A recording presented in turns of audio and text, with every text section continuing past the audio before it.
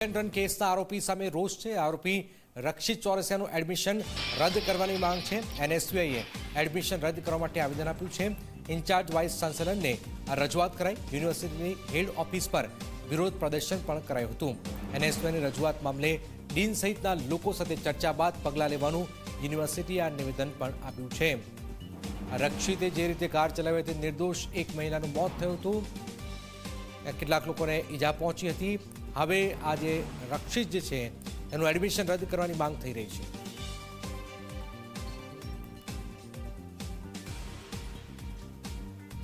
જ્યાં સુધી એમની વાત છે, અમારી પાસે જે માહિતી આવી છે એ પ્રમાણે અમે ડીનને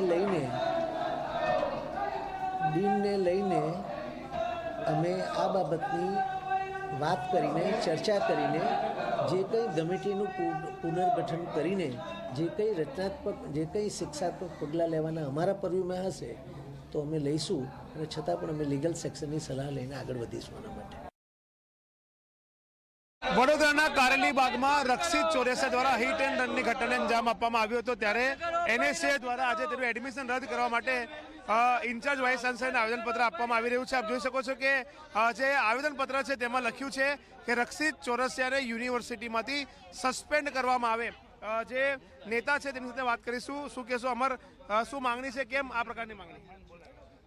13 તારીખના રોજ જે વડોદરાના કારેલીબાગ વિસ્તારમાં જે બનાવ બન્યો હતો તે ખૂબ ગંભીર અકસ્માત હતો। તેના કારણે એક વ્યક્તિનું મોત નીપજ્યું હતું અને સાથે સાથે 8 ગંભીર રીતે ઘાયલ થયા હતા। જે વિદ્યાર્થી હતો તે લો ફેકલ્ટી એમએસ યુનિવર્સિટીમાં અભ્યાસ કરતો હતો। સમગ્ર ભારતમાં આ અકસ્માતે ચકચાર મચાવી દીધો છે અને સાથે સાથે એમએસ યુનિવર્સિટીનું નામ પણ ક્યાંક ને ક્યાંક કલંકિત થઈ રહ્યું છે। આજે એનએસયુઆઈ એના સસ્પેન્શનની માંગ સાથે આજે હેડ ઓફિસ ખાતે આવ્યું છે અને માંગ છે અમારી કે આવા જે બી કલંકિત વ્યક્તિ હોય, જે કાયદાના અભ્યાસ કરતો હોય અને પોતે કાયદાનું આવી રીતે અપમાન કરતો હોય અને આવી રીતે કલંકિત કરતો હોય યુનિવર્સિટીનું નામ, તેને દૂર કરવામાં આવે તેની એનએસયુઆઈની માંગ છે। અને આ જ માંગ કાલે હર્ષ સંઘવીના રાજીનામા સાથે એનએસયુઆઈ રોડ રસ્તા પર બી ઉતરીને ચક્કાજામ કરીને વિરોધ પ્રદર્શન આવે શું કરશે। જે રીતના હર્ષ સંઘવીને રાજીનામાને જે લઈને પણ તેઓ જે છે તે માંગણી કરવાના છે।